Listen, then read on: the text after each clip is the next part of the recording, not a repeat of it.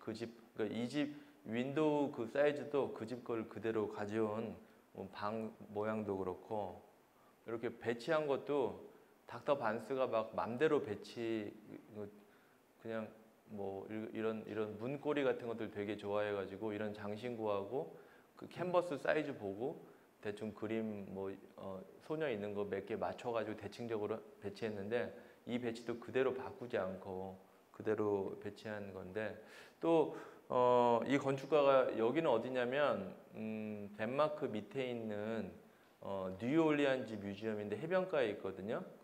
이 건축가가 또 자기는 이런 식의 어떤 조경이 좋다.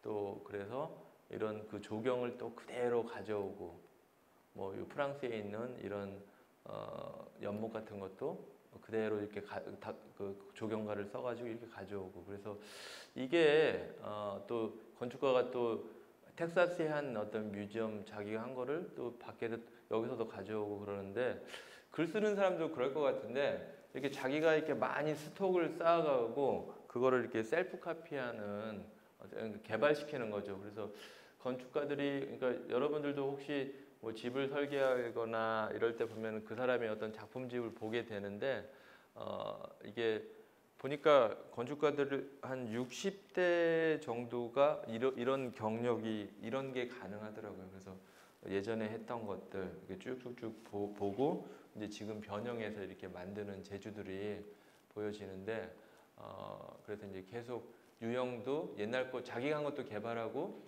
자기가 좋았던 것들 그래서 아까 알도로시로 돌아가 보면 이런 그 유추의 건축 그러니까 저희가 이제 영어 시험 볼 때 그 GRE 시험이라고 미국 대학원 가는 시험 보이는 게 있는데 거기 보면 애널로지 문제가 많이 나는 유추인데 결국은 사람은 자기의 메모리와 그다음에 관심 있는 거 인벤토리라고 표현했는데 요거 두 개에서 어떤 자기 어떤 기억적인 거 그다음에 자기가 이렇게 관심 있는 거 그거를 합쳐가지고 이렇게 만드는 굉장히 사이언티픽한 과정을 거쳐서 만드는 거다. 그래서 알도로시 이탈리 건축가가 자기 오토바이오그래피를 사이언티픽 오토바이오그래피라고 적어서 알도로시가 아까 요런 그 이탈리 건축을 한 사람인데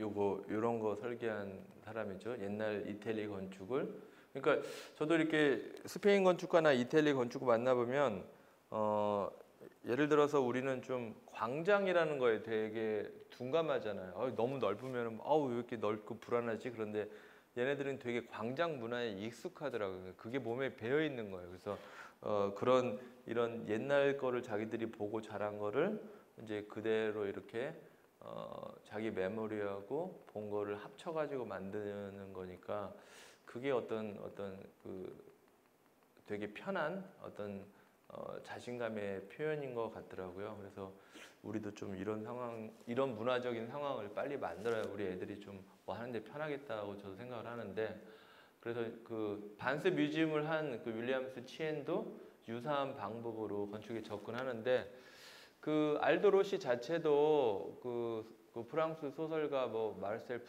프루스트와 종종 비교되는데서 마르셀 프루스트 책 막 리멤버런스 오브 띵스 패스트인가 그거 한 3권짜리 읽었는데 기억나는 게 결국은 그 프루스트가 걸어가다가 이렇게 돌멩이를 찾는데 그게 베니스에서 돌멩이를 찬 거를 기억하면서 그 과거를 떠올렸다. 딱 그거 하나밖에 기억이 안 나던데 하여튼 이렇게 연상을 하는 거 이거에 있어서 어떤 기억하고 인벤토리에 기인한다.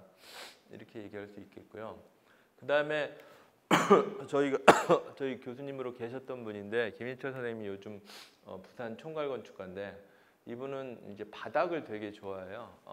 물론 벽도 설계를 잘하는데 이게 그 시각 디자이너 안상수 선생이 이쪽 파주에다 대안학교를 만들었어요. 대안 디자인학교 파티라고 대안학교 이렇게 눈 가리고 사진 찍는 안상수 선생인데 그 그러니까 학교를 만들어서 이게 그냥 하나의 스튜디오예요. 이렇게 한 칸, 두 칸이. 그래서 뭐 한 층에 이렇게 쭉쭉쭉 돌아가면서 이렇게 건물이 올라가는데 이 벽 같은 것들도 그냥 다 학생들이 디자인할 수 있게 비워놨어요. 여기 막 이불 같은 걸 걸어 있는데 얘네들이 이제 작품해가지고 걸어라 이런 식으로 해서 이렇게 스튜디오를 해가지고 쓸 수 있게 해놨는데 이런 플랫폼 건축. 그리고 제가 이제 이런 저도 되게 바닥을 좋아해가지고 어디냐면 여기가 그 포르투갈의 성모 발연지가 파티마라고 아세요? 파티마? 파티마 가보시면 여기다가 이게 광장 성모 발연이 뭐 이쪽 어디에 했는데 나무 밑에 했는데 계속 이러고 다니시더라고요. 그래서 이게 뭔가 봤더니 이제 그런 이렇게 그 우리 성당 앞에서 이렇게 가운데 길 보면은 이렇게 원래 이렇게 무릎 꿇고 멕시코 같은 데서 이렇게 쫙 이러고 가더라고요. 그래서 이런 어떤 플랫폼이 또 여기서는 이런 식으로 작용을 하는구나.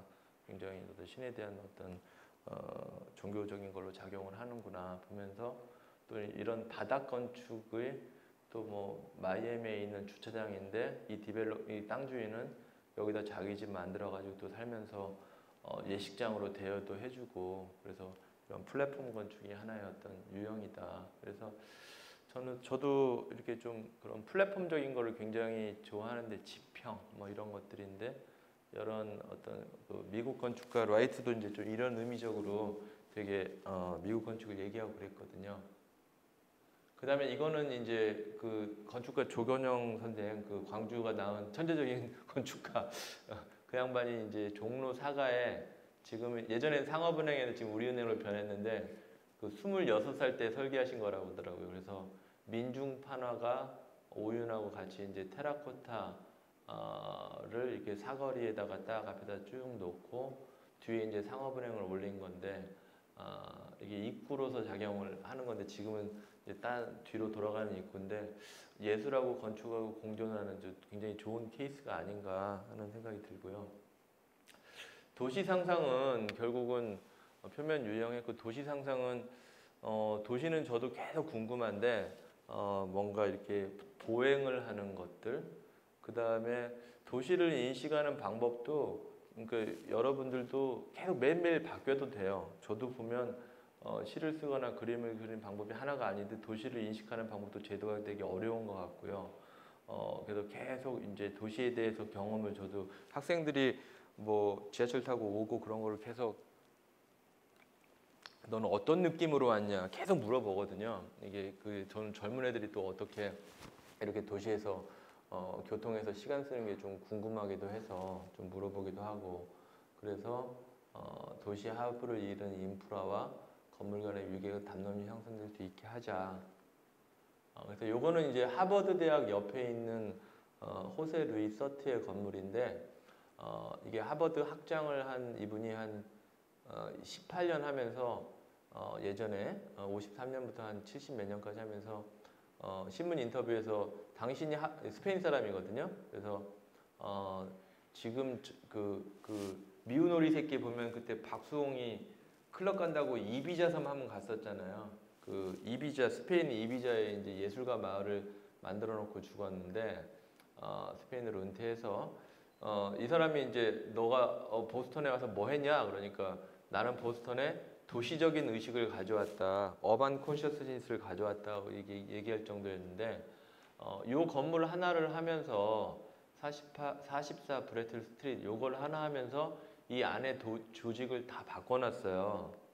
그래서 이게 자기 건물은 여기까지고 옆에 있는 건물인데 원래 후정이었던 데 중정으로 만들고 쭉 어떤 골목길을 만들었거든요. 이렇게 사람들이 쭉 건너가고 뭐 뒤에 보면은 하버드 로우 알룸나이 스쿨도 있고 로우 알룸나이 건물도 있고 여러 가지 어떤 도시의 그냥 뒤편 길이 지금은 되게 잘 만들어져서 이게 이제 아까 그 건물의 앞인데 건물 하나 이렇게 지면서 이렇게 골목길들을 많이 다 이렇게 파생되게 해서 되게 저도 좋게 본 케이스인데 그래서 원래 있는 건물에 앞에 건물이 하나 지어져서 이렇게 디귿자 중정이 됐다가 이 사람이 건물 하면서 이렇게 골목길이 되고 점점 다른 건물들이 이 골목길을 연장해 가지고 요 블록에서 요 건물 하나가 굉장히 이렇게 골목길을 많이 만들어 놓은 케이스예요. 그래서 어떻게 보면 이거는 하나의 어떤